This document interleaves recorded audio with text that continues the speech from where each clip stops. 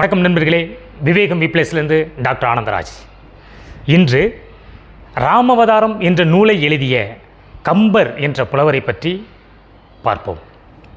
இந்த கம்பர் என்பவர் மயிலாடுதுறை மாவட்டம் குத்தாலம் வட்டம் திருவெழுந்தூர் என்று அழைக்கப்படும் தேரெழுந்தூர் ஊரில் பிறந்திருக்கின்றார்.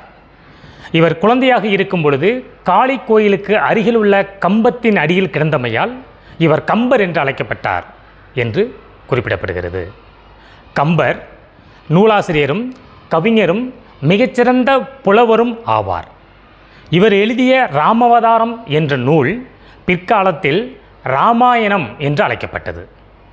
முற்காலத்தில் வால்மீகி முனிவர் அவர்களால் எழுதப்பட்ட இராமாயணம் வால்மீகி இராமாயணம் என்றும், அதனை தழுவி கம்பர் எழுதிய இராமாயணம் கம்பராமாயணம் என்றும் அழைக்கப்படுகிறது. கம்பர் அவர்கள் எழுதிய நூல்களாவன சிலை எழுபது, சடகோபர் அந்தாதி, சரஸ்வதி அந்தாதி, திருக்கை வழக்கம், கம்பராமாயணம், ஏறெழுபதும், மணிக்கோவை போன்ற நூல்களை கம்பர் அவர்கள் எழுதியுள்ளார். இவர் கவிர் சிறந்த பெரியோன் கம்பன், கவி சக்கரவர்த்தி போன்ற பட்டங்களை இவர் பெற்றுள்ளார். கம்பனின் கவித்திறனால் கம்பன் வீட்டு கட்டுத்தறியும் கவிபாடுமே என்ற முதுமொழி தமிழில் உள்ளது. இவர் எழுதிய கம்பராமாயணமே தமிழில் முதுபெரும் மிகப்பெரிய இதிகாசமும் ஆகும்.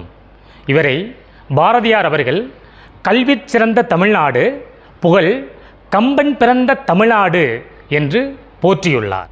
புலவர் கம்பர் கம்பராமாயணத்தை எழுத பாதித்த கதை என்னவென்றால், அம்பிகாபதி அமராவதி காதல் காவியத்தை பற்றி அறிந்திருப்பீர்கள். அம்பிகாபதி சோழ மன்னனுடைய மகள் அமராவதியை காதலித்தமையால் அம்பிகாபதியை சோழ மன்னன் கொலை செய்யப்படுகிறார்.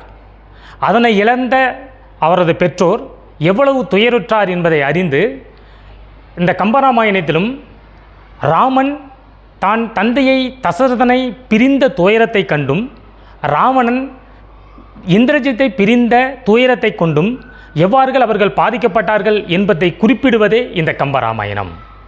நன்றி நண்பர்களே. வரும் காணொளியில் மீதமுள்ள 2 கம்பர்களை பற்றி அறிவோம். இவர் கம்பராமாயணத்தை எழுதிய கம்பர். அவர்கள் யார்? அந்த இருவர் என்றால், கிறிஸ்துவ கம்பர் என்று அழைக்கப்படுபவர் யார், இஸ்லாமிய கம்பர் என்று அழைக்கப்படுவர் யார் என்பதை பற்றி பார்ப்போம்.